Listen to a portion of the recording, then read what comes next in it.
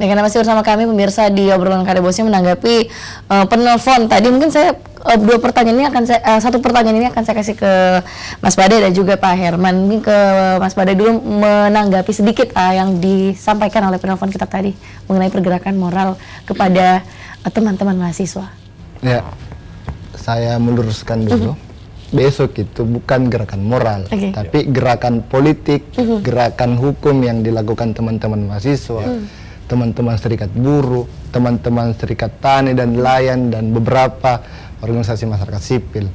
Jadi kami besok menggunakan hak kami, menggunakan tanggung jawab kami, tanggung jawab moral kami sebagai kaum-kaum terpelajar untuk menyuarakan itu.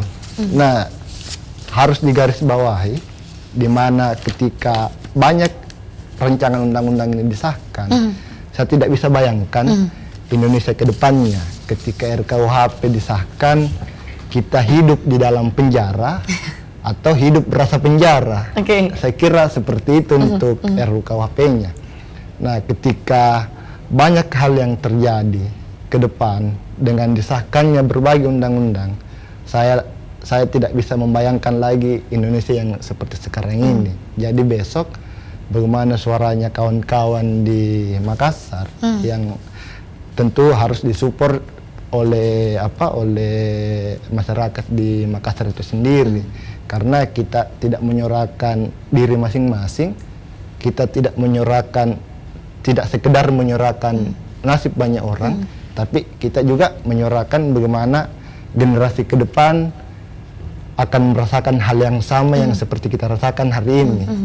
Bukan hidup hidup di dalam penjara atau hidup seperti penjara. Nah, itu yang diperjuangkan oleh teman-teman agar selanjutnya jangan rasakan hal yang sama, begitu.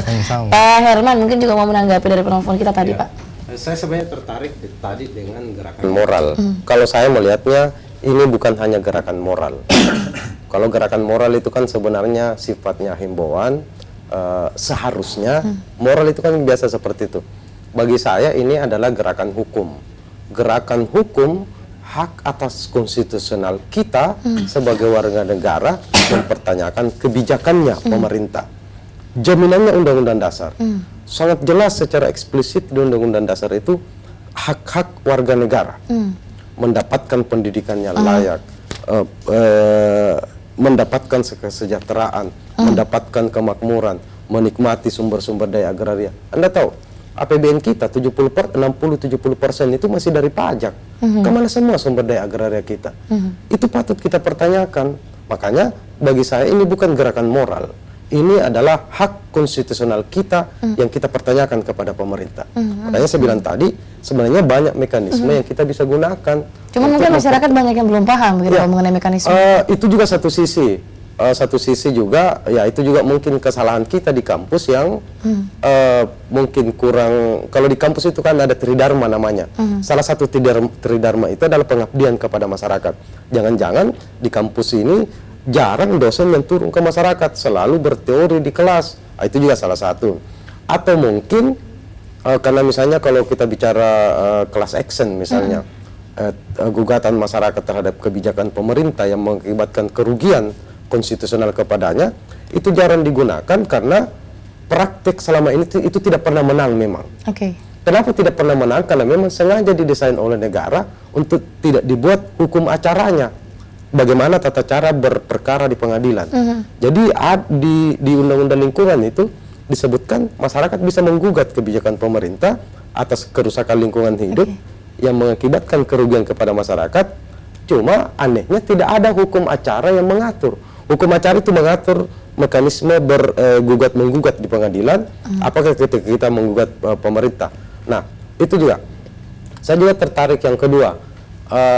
Sebenarnya kampus juga sudah terlibat dengan penandatanganan beberapa guru besar di kampus itu untuk menolak terhadap revisi KPK. Jadi saya kira kampus juga tidak ikut diam, karena profesor kita, guru-guru besar kita itu sudah membuat penandatanganan untuk penolakan terhadap Undang-Undang KPK. Termasuk forum rektor, saya kira berbagai forum-forum di kampus itu memang kita buat pernyataan untuk menolak terhadap revisi KPK. Walaupun kita tidak punya daya karena pemegang legislasi ini di pasal 20 Undang-Undang Dasar itu ada di pemerintah dan badan legislatif. Jadi saya mau tekankan bahwa ini bukan gerakan moral. Kalau saya menanggapi tadi Pak Akbar, Mas Akbar saya kira karena masih muda, ini bukan gerakan moral. Ini adalah gerakan mempertanyakan hak konstitusional sebagai warga negara. Yang kedua, saya mau katakan bahwa banyak mekanisme hukum yang bisa kita gunakan untuk mempertanyakan berbagai kebijakan pemerintah yang melenceng dari ekspektasi kita sebagai warga negara, apalagi merugikan. Saya kira seperti itu. Baik, menarik. Rasanya masih ingin dibahas lagi, cuma waktunya tidak cukup gitu, Pak. Saya terakhir ke Pak Mas Reddy Patu, artinya secara singkat dari Anda sekaligus closing statement, sebaiknya bagaimana begitu ke depannya dalam membuat kebijakan untuk pelibatan masyarakat gitu secara luas dan juga pihak-pihak ataupun lembaga-lembaga terkait sebelum disahkan, jangan sampai seperti sekarang jadinya masyarakat merasa tidak dilibatkan bahkan dirugikan gitu. Itu ada dua bentuk ya. Yang pertama adalah referenda. Ini pelibatan masyarakat. Tanya masyarakatnya secara langsung apa? Iya, referenda itu ya pemungutan suara langsung dari masyarakat.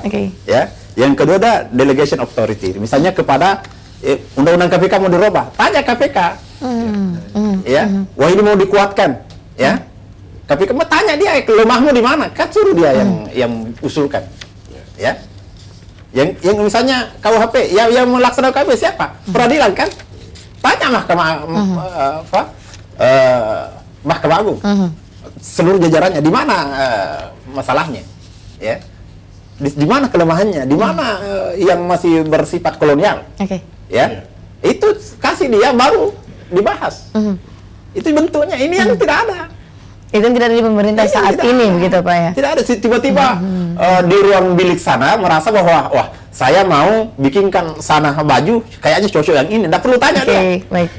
Itu yang terjadi, oleh karenanya saya mau begini bahwa sekali lagi pemerintah selaku atas nama negara harus hadir untuk melindungi hak-hak seluruh warga negara tanpa kecuali.